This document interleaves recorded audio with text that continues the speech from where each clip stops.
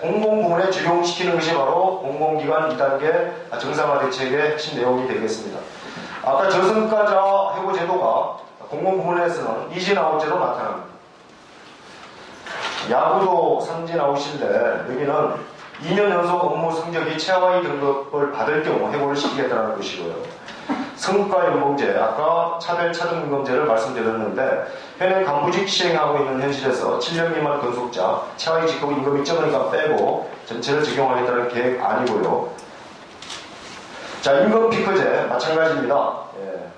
2016년에 이제 법에 의한 정년 연장이 시작되는데 올해가 피크가 되겠습니다. 내년 정년 연장이 시행되는 시점을 기점으로 해서 올해부터 임금 피크제를 전면 도입을 할 것이고 아마 민간 부문의 노동조합에 강력한 반발이 예상되고 있기 때문에 공공부문을 우선 이제 추진하지 않겠는가 이렇게 좀 예상이 되고 있습니다. KT가 옛날 공공이었죠. 지금은 민간입니다. 어쨌든 여기가 지금 노동조합이 의용노조가 들어서 있다 보니까 선거적으로 임금 피크제를 관철을 시켰습니다. 아마 이것이 모델이 될 것 같습니다. 롤 모델이 될 것 같은데요. 기존의 정년이 만 58세 되는 해의 연말이었고요. 이제 내년부터 만 60세가 되는데 만 60세 되는 해의 연말로 만든 게 아니라 만 60세가 되는 달에 다음 달로 이렇게 계약을 했죠. 그러면 2살이 늘어나는 게 아니고요. 약 2년 반 정도가 늘어나는 평균적으로 1년 반 이렇게 됩니다. 그러니까 실제로 2년이 안 늘어났습니다. 대상자가 58년 개띠입니다. 올해. 58년 개띠가 올해 임금 피크제가 적용돼서 순환을 당하고 있고요. 임금 피크제 시행 내용, 만 55세 임금을 100으로 했을 때 연차별로 10%씩 감액하겠다는 내용이고 당연히 거기에 따라서 퇴직금도 삭감되는 형태로 나타납니다. 결국은 연장된 정년 연장 약 2년, 최대 2년, 1년 6개월 이 기간만큼 월급을 받으면서 일하는 기간이 아니라 임금 삭감에 의해서 사실상 공짜 노동, 경제학용어로 하면 부불 노동이라고 그러죠. 임금을 받지 못하는 공짜 노동을 하는 기간으로 정년 연장이 이루어지는 내용입니다. 자, 공무원 연금 개혁입니다. 아마 공무원 노조 또 전교조 뭐 이렇게 지금 심각한 위기이셔가지고 지금 투쟁을 하고 있고 더 큰 투쟁을 준비하고 있습니다.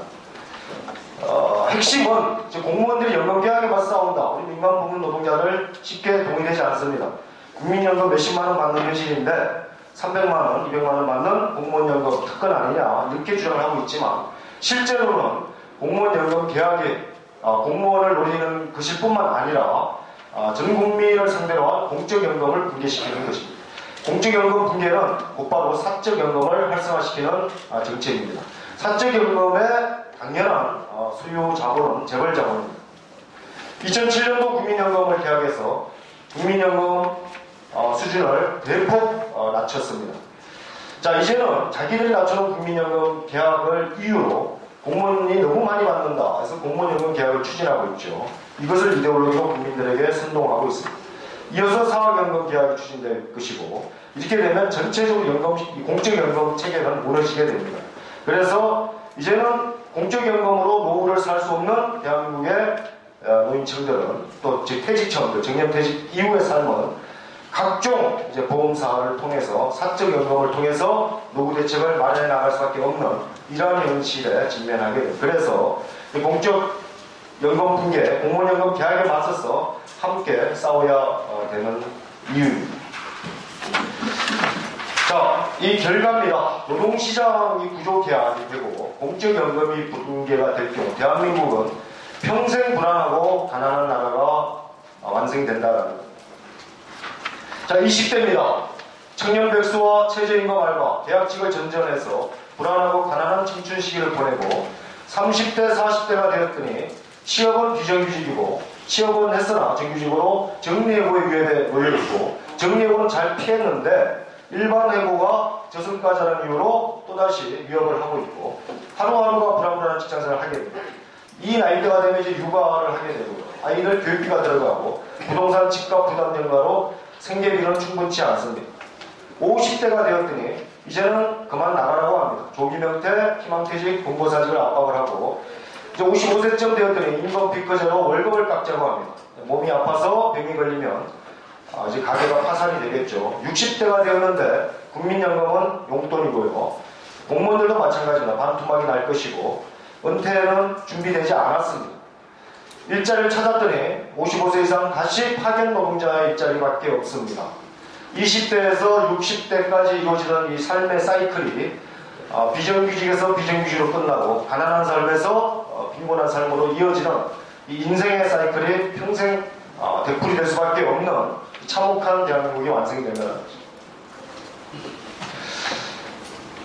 자, 이것이 이제 우리가 정부의 구조개혁에 맞선 것이라면 반대로 우리가 이러한 잘못된 정책에 맞선 노동자 살리기 투쟁을 하는데 그 중에 하나의 투쟁이 최저임금을 올리는 투쟁입니다. 시급 1만원 쟁취하자는 것이고요. 월 200만원은 돼야 되겠다는 것입니다. 5,580원 동의들 잘 아실 것이고 월 116만원이죠. 2014년 기준 미혼 단신 150만원이고요. 민주노총 기준 올해 임금 요구에 나와 있었던 단신 1인 생계비가 220만원 수준입니다. 특도 없이 모자라는 수준이고요. 5인 이상 상용직 정액급여 대비했을 때 41%에 불과하고 전체 임금 총액 기준하면 32%입니다. 못 삽니다. 200만원 이상을 만들자라고 하는 것이 우리 최저임금 1만원 쟁취의 요구입니다. 자, 바로 엊그제 얘기죠. 최경환이가 이런 얘기를 했습니다. 적정 수준의 임금 인상이 살아나지 않으면 내수가 살아날 수가 없다. 자, 노동자들 월급을 올려서 경제를 살려보겠다라고 정책을 추진을 가져가겠다라고 이제 발표를 한 것인데요. 그 중에서 최저임금 인상률이 지난 2년간 약 7%대로 올렸는데 올해도 빠른 속도로 올릴 수밖에 없는 상황이다. 얼마나 올리겠다 얘기는 안 했지만 7%를 얘기했고 제가 점쟁이로 예상을 하는데 최대 10%일 것 같습니다. 10%. 왜냐하면 지금 아마 야당도 문재인이가 지금 국회에 제출한 안이 단계적으로 시급 7,000원에서 8,000원으로 인상하겠다. 근데 이것이 아마 단계라고 하면 약 3년 계획을 얘기하고 있는 것이고요. 이 3년 계획이 현재 5,580원 기준으로 하면 연간 10% 인상을 연속으로 해야 7,500원대, 7,600원대에 도달하게 됩니다. 이 얘기는 무엇인가 하면 민주노총 최저임금 1만원 쟁취가 결코 과한 것이 아닙니다. 우리가 현실적으로 만원이 너무 과해서 8,000원 얘기하면 지금 이 정부나 자본에 얘기하고 있는 이 수준에도 사실상 못 따라잡는 이데올로기가 될 가능성이 대단히 농후합니다. 이 정도로 새누리당, 야당, 또 내지 정부 정책 이 담당자까지도 최저임금이 올려야 된다고 하는 기준을 유지하고 있기 때문에 민주노총의 최저임금 1만원 쟁취적으로 대단히 힘을 얻을 수 있는 투쟁이다라고 예견되고 있습니다. 그래서 2015년 이미 언론들이 바로잡고 있습니다. 역대 최대 최저임금 인상폭이 기대가 된다. 기대만 하다가 끝날 수 있습니다. 우리가 투쟁을 통해서 실질적인 최저임금 인상을 해야 되겠다는 최저임금 심의위원회에 들어가서는 1만원 따기 어렵죠. 그렇습니다. 그렇죠? 27명, 위원장까지 포함해서 28명 중에 민주노총 몫이 4명입니다. 한국노총 포함해서 노동자가 9명입니다. 이걸 가지고 어떻게 만원을 따겠어요. 그래서 지금 민주노총의 투쟁 기조는 최임위는 최임위대로 대응을 하겠지만 이전의 최임위 투쟁 방식대로 그것을 통해서 5,580원을 6,000원으로 만드는 이러한 방식의 소극적 투쟁을 기본 전략으로 가져가지 않겠다라는 겁니다. 국민인투, 우리가 늘상 얘기해왔던 것인데 실제로 범사회적 투쟁, 범국민적 투쟁, 대정부를 상대로 하는 이러한 요구 투쟁으로 하겠다는 것이고 여기에 주체가 우리 전 민주노총 비정규직 최저임금 노동자들의 한정된 투쟁이 아니라 최저임금 1만원 안 되는 정규직 노동자 많이 있습니다. 알고 계시죠?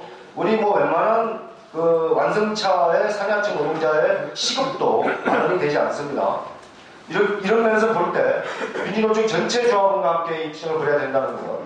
또 장거리로 대표되고 있는 비정규직 노동자들과 함께 최저임금 인상 투쟁을 하겠다는 것이고 구체적으로는 서명 자체가 강력한 아니더라도 500만 범국민 서명이라고 하는 사회적 투쟁으로 만들어내겠다는 계획을 제출하고 있습니다.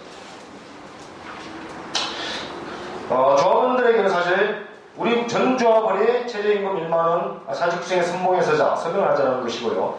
나만 하면 안 되죠. 집에 들어가서 곱하기 3, 곱하기 4를 할 수 있는 가족들 서명을 이끌어내는 거고 우리 공장, 우리 사업장에 들어가면 우리 조합원이 아닌 노동자들이 되게 많습니다. 특히 비정규직들. 이분들에게 최저임금 1만원을 설득하고 선전을 해서 서명 받자라는 것이고요.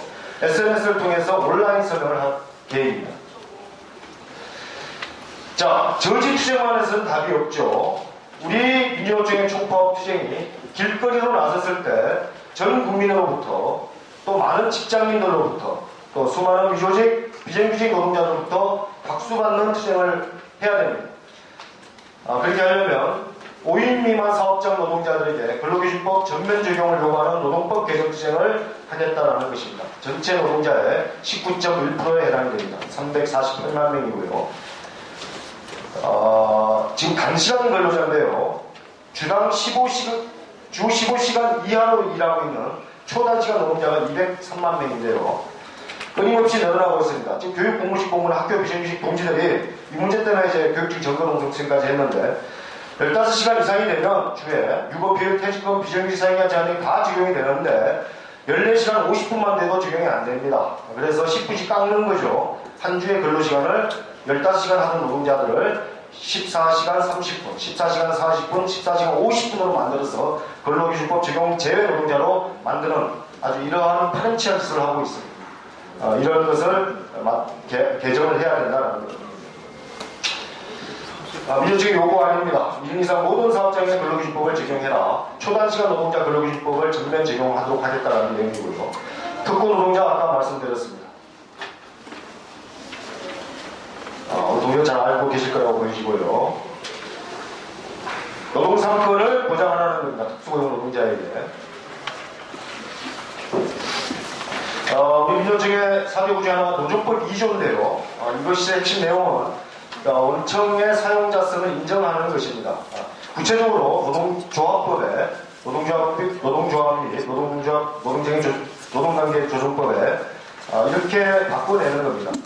자신이 아닌 다른 사업주의 업무를 위하여 노무를 제공하고 그 사업주 또는 노무 수령자로부터 대가를 받아 생활하는 자, 이렇게 명시하겠다는 것이고요.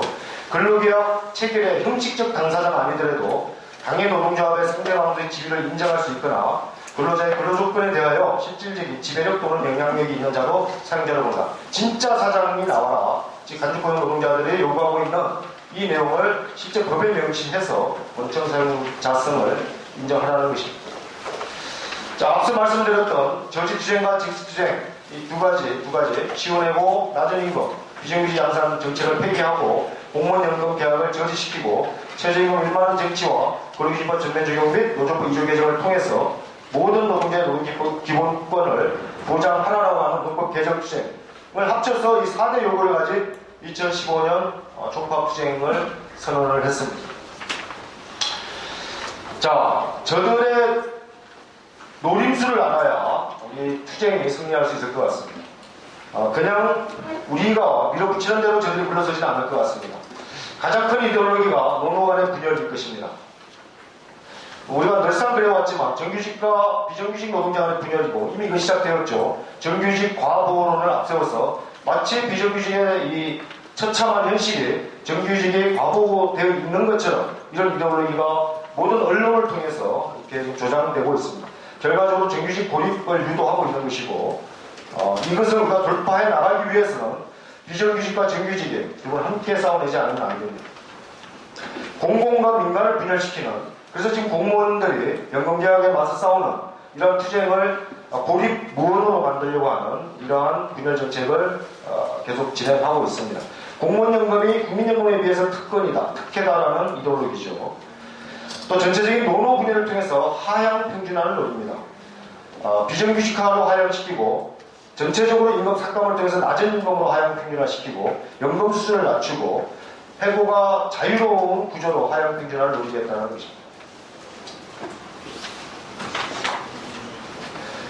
두 번째는 법계약과 현재 이거 가장 올해 2015년 구조계약의 무서운 지점이죠. 9697 로겟2는 날치기 노동법 국회 통과에서 보듯이 입법을 통해서 문제를 노동법 개혁을 추진했다면 이번에는 단순한 입법이 아니라 가이드라인과 같은 지역규칙 변경과 같은 이와 같은 방식으로도 추진하겠다는 양동작전을 추진하고 있습니다. 법을 개혁을 해서 지역규칙 불이익 요건을 완화시키는 근로자 과반수의 동의라고 하는 요건을 훨씬 더 완화시키고 각종 법개혁을 추진하고 시행령과 판례 이런 것을 완화시켜내고 임단협을 통해서 또 압박과 공세를 통해서 전체적인 자신들이 의도하는 구조개혁의 핵심 내용들을 개혁 내용들을 관철시키겠다는 것입니다. 그래서 실제로 노사정이 논의되고 있는 구조개혁 논의 내용이 구체적인 노사정 합의가 이루어지지 않고서라도 아마 정권과 자본이 강행할 가능성이 높다라는 전망도 나오고 있습니다. 쉽게 말하면 공익위원들, 전문가들의 안을 가지고 아마 실제 강행할 가능성도 배제할 수가 없다는 것입니다.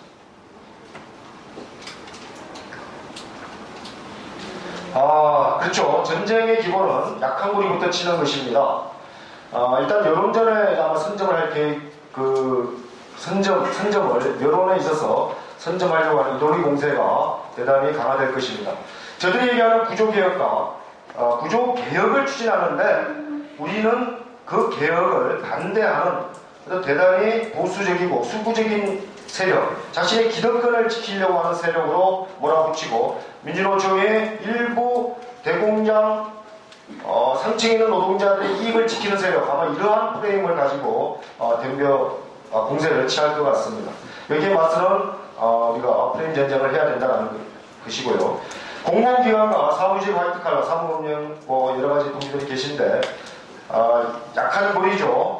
국민 전체 입장에서 보면 우선 공략을 하겠다는 것이고 대공장 노조를 먼저 무너뜨리는 것이 아마 정권과 자본 입장에서 최대로 구미가 당기는 전략인데 노조가 받쳐주니까 쉽지는 않겠죠. 그러나 아마 현대자동차 윤여철이가 얘기했듯이 3월 안에 기존의 연공세형 호봉 체계를 손보겠다라고 얘기했는데 대공장 노조를 계속 때려서 그것을 저지하는 대공장 노조를 고립시키려고 하는 전략을 계속 가져나갈 것이고 그렇게 하면서 동시에 약한 중소사업자 노동조합을 치고 들어갈 가능성이 매우 높다고 보겠습니다.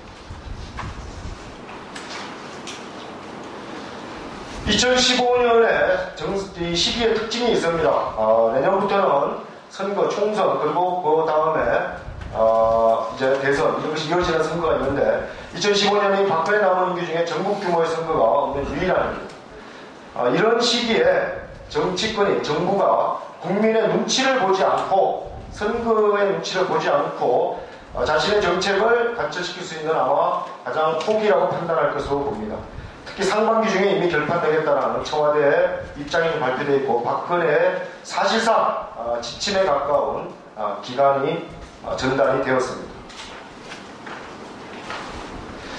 박근혜가 이렇게 얘기했습니다. 2015년 경제 살리기의 골든타임이고 3월 안에 노사정 합의를 마무리해라. 그렇게 되면 4월 국회 입법이나 늦어도 6월 입법 이렇게 강행할 가능성이 대단히 높고요. 박근혜가 골든타임을 선언했고 민주노총 한상균 위원장 동지가 노동자들 투쟁의 골든타임이 그래서 2015년 선제 총파업, 4월 총파업이 우리가 투쟁할 수 있는 골든타임이다 라고 선언을 했습니다.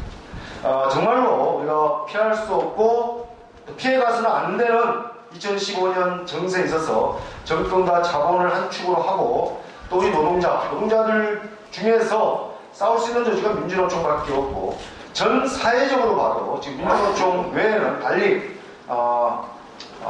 큰 투쟁을 끌어나갈 수 있는 조직이 없다고 해도 과언이 아닐 정도의 참혹한 현실입니다. 민주노총의 지어진 역사적, 시대적 아마 요구이고 책임인 것 같습니다.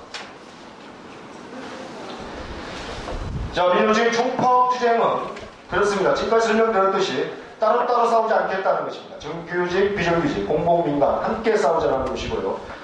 여론전 프레임에 밀리지 말자. 저들이 구조개혁에 선전을 하고 정규직 가보론을 선전한다면 우리는 서민 정세와 민생 파탄의 분노가 들끓고 있는 수많은 노동자 민중들과 함께 재벌 배불리기, 재벌 자본 독식 구조에 맞선 노동자 서민 살리기 투쟁이다라는 이런 여론전 프레임을 만들어서 싸워나가겠다는 것입니다. 임담투, 분산적 임담투 각 3배 연맹의 전체 투쟁 시기가 차이가 있습니다. 4월 빠르면 3월부터 6월까지, 7월까지 이어지는 각 산별연맹의 인단투 투쟁을 통해서는 이 투쟁이 전개되기 어렵습니다. 대정부 대자보 투쟁이. 그래서 이것을 시기를 통일시키고 요구를 통일시킨 전면 정치 총파업이 불가피하다는 말씀이고요. 우리 80만 노동자, 조직 노동자만으로는 쉽지 않은 싸움이다라고 판단하고 있습니다. 그래서 미조직, 비정직 노동자들이 함께하기 위한 장거리 살리기 운동 본부가 민주노총의 중심에 서서 추진되고 있고요. 최저임금 1만원 쟁취 말씀드렸듯이 이것을 통해서 우리 많은 국민들, 노동자들, 서민들과 함께하는 투쟁을 만들어내겠다는 것입니다. 이 결정판이 바로 수세적인 투쟁이 아닌 공세적인 선제 총파업으로부터 시작을 하자라는 것입니다. 밀리면 지고 지면 죽게 된다는 이야기입니다. 4.24 총파업은 하루 벌어지고 끝내는 총파업이 아닙니다. 많은 지금 동지들이 아마 총파업이다 여러 가지 생각을 하고 계실 텐데 4월 24일이 과연 몇 개 사업장에서 어느 산별에서 총파업을 들어갈 것이냐 라는 데만 관심을 가지고 그것으로만 평가를 한다면 우리 투쟁은 질 수밖에 없다고 보고 있습니다. 4월의 선제 총파업이 그것이 의미를 가지고 있듯이 연이은 5월, 6월 투쟁, 파상 파업과 장거리 투쟁, 노동절 투쟁 이런 투쟁이 계속 이어질 수밖에 없고 이어서 하반기 저지투쟁에서 정치투쟁으로 노동법 개정 투쟁까지도 이어지는 이런 한 해를 관통하는 투쟁이 진행이 돼야 되고 실제로 노사정의에 맞선 우리의 선제 총파업이 어떻게 결과되는가에 따라서 양상은 달라질 것이라고 봅니다. 실제 조선일보는 이렇게 얘기했습니다. 민주노총 선제 총파업을 선언을 했더니 이 총파업이 영향력을 크게 발휘할 경우에 국정운영에 심대한 차질이 발생될 거다라고 경고를 했고 강력한 대응을 해야 된다고 주문을 했습니다. 반대로 이야기하자면 우리가 국정운영에 심대한 차질을 빚게 만드는 민주노총의 총파업이 된다라고 하면 이것이 박근혜가 의도하는 바대로 상반기에 결판나지 않습니다. 하반기까지 가는 투쟁을 통해서 우리가 승리하는 투쟁을 만들어낼 수 있어야 되고 그것이 4.24 하루에 끝나는 것이 아니라 연이은 투쟁으로 이어가야 된다는 이야기입니다. 말씀드렸습니다. 왜 선제 총파업인가? 분산된 각 산별연맹 투쟁을 모아내기 위한 정치 총파업, 4.24 선제 총파업이 되겠습니다. 정세 주도권을 잡기 위한 공세적인 투쟁으로서 4.24 선제 총파업입니다. 노사정의 일정에 쫓겨가거나 공무원 연금과 같은 경우 연금특위 일정에 쫓겨갈 경우 대부분의 조합원들은 지금까지 지난 10여 년간 민주노총 30회에서 40회 가까운 총파업을 했습니다만 패배주의만 남아있다 이런 것이죠. 무엇인가? 특히 대세론입니다. 어쩔 수 없다. 이미 다 끝난 것 아닌가? 이미 일정이 다 추진되고 있는데 이제 와서 어떻게 싸우겠다는 것이냐? 이런 논리들이, 이런 패배적인 생각들이 현장에 상당히 많이 있다는 것입니다. 그래서 올해 2015년 투쟁은 4.24 선제 총파업부터 시작을 해서 뒤쫓아가는 투쟁이 아니라 우리가 끌고 가고 만들어가는 투쟁으로 만들겠다는 것입니다. 결국 이 4월 투쟁이 2015년 전체 정세 또 정권과 자본대 노동자의 대결의 판세를 판가름할 것이다. 그래서 4.24 총파업을 통해서 기세와 기선을 우리가 세우고 저의 기세를 제압을 해야 된다는 이야기입니다. 이렇게 매우 지침입니다. 이렇게 해서 이것만 가지고는 이길 수는 없습니다만 현장을 조직하기 위한 과정입니다. 실천단이 조직되고 오늘 동지들을 주축으로 해서 총파업 교육이 1단사 1조합원 총파업 교육으로 이어지고 9697 투쟁이 그나마 낫지 법을 무효화시켰던 가장 강력한 것은 5, 6개월에 걸친 철저한 총파업 준비, 그 중에서 핵심은 전조합원 교육이었습니다. 쉬지 않는 전조합원 교육이 이루어졌고 하루도 걸리지 않는 전조합원에 대한 정례고를 막기 위한 총파업 교육에 대한 선전과 선동이 계속 이어져서 결국은 우리 조합원들이 기계를 세우고 거리로 당당히 걸어 나올 수 있었던 그런 계기가 되었습니다. 마찬가지입니다. 민주노총 총연맹의 지침에 의해서 산별연맹의 지침에 의한 수동적 총파업 교육으로는 절대로 정세를 돌파할 수 없다. 그 중에 핵심이 1단사 1조합원 총파업 교육을 통한 조합원을 현장을 총파업 투쟁의 주체로 세우자는 것입니다. 전국 현장 순회가 진행되고 있습니다. 단일노조 대표자임원 총파업 결의대가 3월 20일 대략 예상컨대 1,500여 명 이상이 모여서 대규모의 소대장들입니다. 총파업 투쟁의 소대장 결의대인데요. 이 동지들이 바로 서면 현장이 움직일 수 있다고 봅니다. 전조합은 총투표가 3월 21일에서 4월 8일까지 진행이 되고, 이것은 뭐 직선제 이번 선거와 비교할 바는 아니지만, 이것을 통해서 우리 조합은 스스로가 이 총파업에 서로 참여하겠다는 것입니다. 분자금이 있어야 됩니다. 분자금 마련을 위해서 정규직 1만원 이상, 비정규직 5천원 이상의 총파업 기금을 지금 각 선별연맹별로 속속들이 결의되고 있는 것으로 알고 있습니다.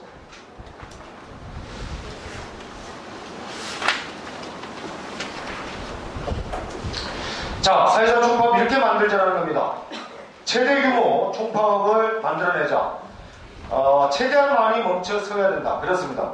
실제 총파업에 돌입 못하는 연맹이나 사업장도 있을 수 있습니다. 그러나 우리가 이번 총파업에 대한 확고한 자신을 가지고, 확신을 가지고 현장을 조직하고, 아직 시간이 충분합니다. 남은 시간 충분한 시간이 남아있기 때문에 교육과 조직, 선정과 선동을 통해서 정세의 절박함을 호소하고 투쟁의 자신감을 세워낸다면 최대 규모 총파업 돌입 가능하다라고 봅니다. 두 번째, 기간의 파업처럼 파업하고 집으로 돌려보내는 이러한 총파업 하지 말자는 것입니다. 이번 총파업은 반드시 파업을 하고 우리 조합원들이 거리와 가두로 모이는 파업입니다. 중지입은 이번 사회적 총파업 수도권 집중과 더불어서 지역 총파업, 지역 결의대회를 함께 결정을 했습니다. 따라서 각 간사, 연맹, 우리 조합원 동지들은 파업을 통해서 가장 강력한 위력적인 가속투쟁을 만들어내는데 힘을 쏟아야 될 것 같습니다. 완강하고 지속적인 투쟁이 되어야 되고, 사회사 총파업 투쟁을 통해서 우리 조합원들이 끝났구나 라는 생각이 아니라 다음 투쟁을 더 크게 만들어가자라고 하는 자신감을 세울 수 있는 전술과 전략을 짜야 되는 것이고, 이건 총연맹 이하 각 교육 주체들 또 각 선별연맹들이 남은 기간 동안 어떻게 하면 이러한 자신감을 조합원들이 갈 수 있는 투쟁으로 만들 것인지에 대한 계획을 세워나가야 될 것 같습니다. 총파업의 핵심은 지도부의 지침이 아닙니다. 저는 단호하게 아래로부터의 총파업이 되지 않는다면 그 총파업은 성공할 수 없다라고 판단하고 있습니다. 현장의 결의를 끌어올리는 것이 핵심입니다. 지도부는 이미 결단을 했고요. 결의를 했습니다. 한상민 동지님이 위원장 동지는 구속을 얘기해서, 그러나 이제 구속된다고 해서 총파업이 성사된다면 얼마나 좋겠습니까? 많은 구속 결의의 그것이 핵심적인 내용이 아니라 이번 총파업을 절실하게 만들어내자라고 호소하고 있고 결의하고 있습니다. 이제는 동지들이 주체가 되어서 현장을 움직이기 위한, 활동하기 위한 수행이 됐으면 좋겠고, 각 선별연맹들이 차곡차곡 한 걸음 한 걸음씩 만들어 가고 있습니다. 공무원노조, 건설, 사무금융, 전교조, 민주일반, 각 지역본부가 특히 총연맹의 지침과 내용에 따라서 총파업을 결의하고 있고, 금속노조, 공공운수노조, 아직 부족합니다만 이러한 기세들이 점점 모여나가는 기세가 오를 것이라고 예상하고 있습니다. 여러가지 지침이 있습니다. 총파업 승리를 위한 실천 지침과 있는 내용은, 총파업 승리 실천단에 우리 조합원들이 참가하도록 만드는 것, 총파업 투쟁기금 1만 이상 납부, 총투표 참가를 통해서 압도적 가결로 총투표가 가결되게 만드는 것, 최저임금 1만원 정치를 위한 500만 서명운동, 이 최소한 조합원 1인당 10명을 서명을 조직하는 것이고요.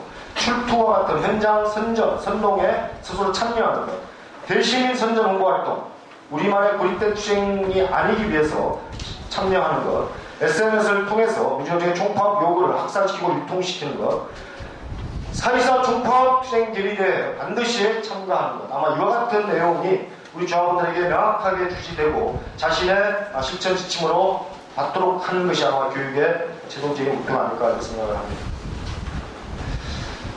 이상으로 PPT 설명을 좀 길었습니다. 죄송한데, 이것은 말씀드리자면 전체 풀타임 PPT 교환으로 보시면 될 것 같습니다. 상황에 따라서는 30분짜리 교육이 진행될 수 있으리라고 보고요. 보셨을 때 과감하게 이제 삭제될 필요가 있다는 내용을 삭제를 하시고 PPT 교환을 활용하시면 될 것 같고, 상황에 따라서 영상을 결합해야 된다는 판단이 들면 동영상 교육을 같이 결합하시면 좋을 것 같습니다. 핵심은 저는 이렇게 생각을 합니다. 2015년 정세의 절박함을 다양한 내용으로 조합원들에게 전달을 했으면 좋겠다. 특히 이 절박함이 응축되어 있는 것이 2015년 정세다라고 하는 것이 호소됐으면 좋겠다는 것이고, 또 하나는 조합원들이 아까 이영주 총장님이 이렇게 말씀하셨죠. 처음에 총파업을 한다고 했을 때 현장의 반응은 이랬습니다. 또 뻥 파업 아니야? 진짜 파업하는 거 맞아요? 이렇게 대응을 했는데 아까 이렇게 질문한다고 합니다. 이제 최근에 이길 수 있어? 자, 한 단계 올라갔습니다.